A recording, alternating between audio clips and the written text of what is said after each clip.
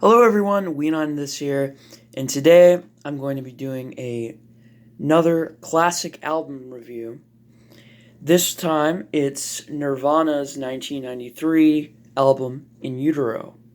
And okay, before I start, I need to clarify something. I originally had uploaded um, another video about another album that I was reviewing. Uh, I'm postponing that review right now because I am not in a position where I can review it because I had it set up, but then I didn't have enough data left on my phone to give you guys a satisfactory review. It says just part one, but I'm gonna delete that probably today.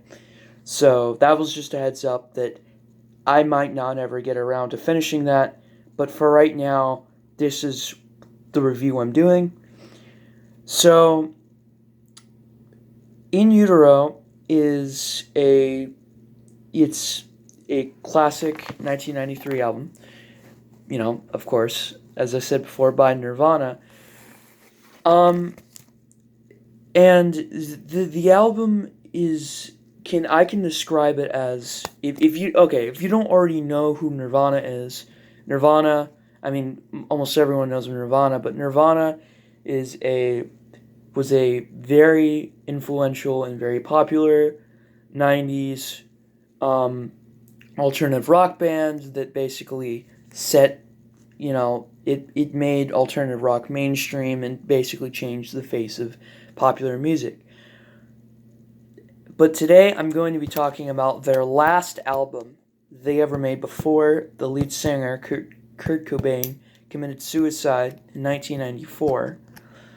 Um, the best way I can describe this album is being less abrasive than Nirvana's their debut album, Bleach, in that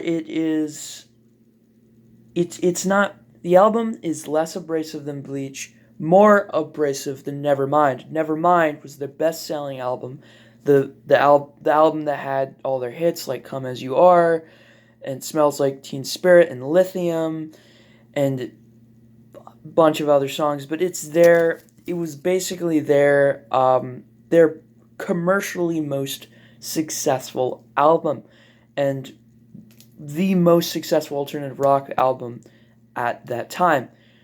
The thing with Bleach, I'm not Bleach. The thing with Nevermind though is that it was very polished. It had a very polished sound compared to the sound of Bleach, and Kurt Cobain at that time did not like um, that polished sound, and he wanted to revert back to the sound that Nirvana had previously used, which was on Bleach, which was that very raw, very a very sludgy sound that mixed punk rock with metal and just made this very dirty, very raw, very ugly sound. And In Utero is a combination of the more polished.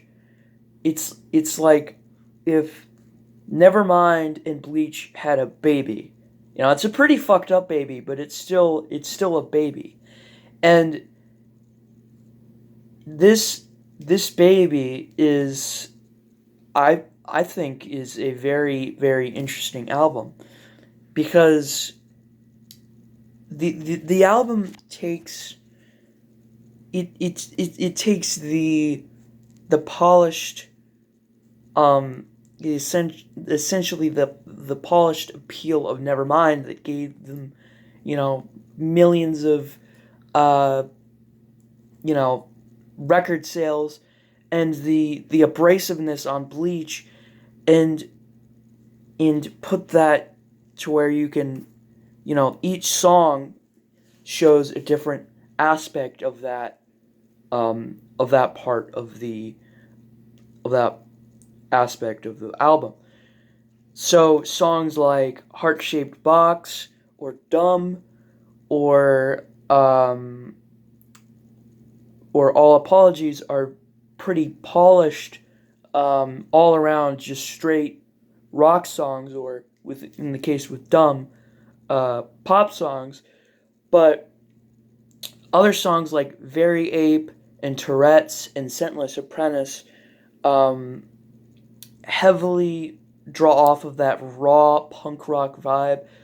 Especially Tourette's. Tourette's is a short but very kind of comical little ditty, not ditty, but little short hardcore punk song. But mainly, yes, it's a combination of the two styles of Nirvana, and that's one of the reasons why I think it's a very influential and a very good album. Now, lyrics. I'm breaking it down, and now for this part, I'm going to be focusing on the lyrics. If you don't know Nirvana, then you probably if you do know Nirvana, then you know that the lyrics that Kurt Cobain writes are they're very they're very depressing, they're heart-wrenching. They draw on they a lot of the time they draw on events in Kurt Cobain's life, and a lot of the time they're very the lyrics don't really give you much information, but through little clues and hints that they give you throughout the songs in the album, you can figure out little things about Kurt Cobain that you just never knew about. Like how in Penny Royalty, he's talking about things that, like, Penny Royalty is supposed to is actually is can sometimes be used to, like, the actual drink can sometimes be used to calm down someone's stomach if they're upset. And the interesting thing is Kurt Cobain had very notable stomach problems. That was a very interesting part. Another thing, and the song also talks about using laxatives and a bunch of different. It's a very depressing song. Kurt Cobain had said that it's about somebody else, but I think that's one of the most strikingly autobiographical songs on the album. Um, Heart Shaped Box is like a very warped version of what Kurt Cobain would think of as a love song. Um, it's very dark. It's very strange. Like the lyrics are surrealistic almost, but I'm almost 100% sure that the song is about Courtney Love. You know, I can't, just say the lyrics off the top of my head, but I know the song, and it's a very surrealistic, um, very kind of depressing song, and